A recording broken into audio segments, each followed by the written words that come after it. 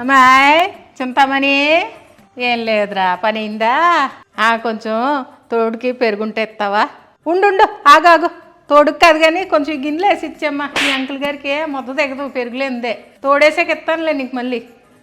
చింతామణి ఏం లేదురా కొంచెం మా ఫ్రిడ్జ్లోను ఒక అరకే ఉన్నాయి సామాన్లు కరెంట్ బిల్లు ఎక్కువ వచ్చేస్తుందని మీ అంకుల్ గారు గోలెట్టేస్తున్నారా మన ఫ్రిడ్జ్లో పెట్టుకుందాంలే అని తెచ్చా 2 గిన్నెలే కదమ్మా ఫ్రిడ్జ్లో సర్దేస్తానే అమ్మాయి చింత టీవీ చూస్తున్నావా పని ఎంత అయిపోయిందారా నేను కూడా ఒకదాన్ని ఏం చూస్తానులే నీతో కలిసి చూడొచ్చని వచ్చానురా పూతరేకులు టైం అయిపోయింది పెట్టమ్మా చూద్దాం ఇద్దరం అబ్బా నడుము సలిపెడుతుందమ్మా చింత వంటగదిలో ఉన్నావామ్మా అరే గిద్దెడి బియ్యమే కదరా ఇంక దీనికి ఏరే కుక్కర్ ఎందుకు మీ అన్నం మీద మాది కూడా పెట్టే కుక్కర్లోను గమ్మున అయిపోద్ది గ్యాస్ నీకు ఎక్స్ట్రా ఖర్చు అవుతులే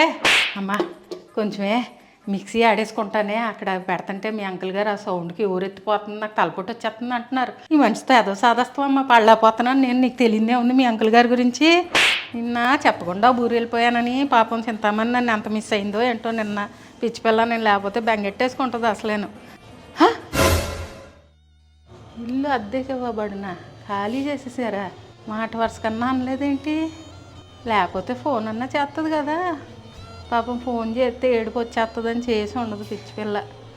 ఏంటో చేసి మాట్లాడాలి నేనన్నా నన్ను ఖాళీ చేస్తాం సర్లే ఎవరు వస్తారో ఏటో మళ్ళీ ఎవరు వస్తే ఇట్లే మనం అందరినీ కలుపు వెళ్ళిపోయే తత్వం కదా మనదే ఇల్లు ఖాళీ చేస్తాం ఏంటి అసలు అన్న కూడా అనలేదు వచ్చి 4 రోజులు అయింది కలిసిపోయింది అనుకున్నాను బాగాను ఏం కష్టం వచ్చిందో ఏంటో